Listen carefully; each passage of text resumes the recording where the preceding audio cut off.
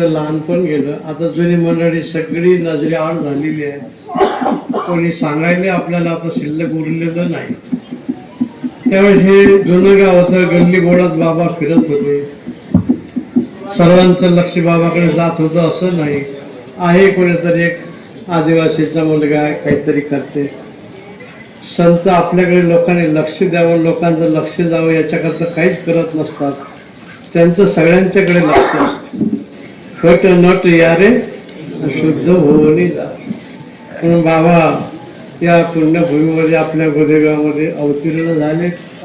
आजचा त्यांचा हा प्राकट्य दिन, जन्मदिन.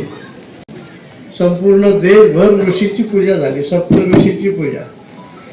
ऋषपेक्षांच्या माता भगिनी सगळं देशभर जेवढे मंदिर तीर्थ असतील तिथे खूप गर्दी केली.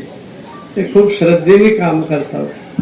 कालची ऋषी पंचमी आपल्या महाराष्ट्राचं वैभव सद्गुरू गजानन महाराजांची पुण्यतिथी. 115 वर्षातून वार तिथी एकच आली.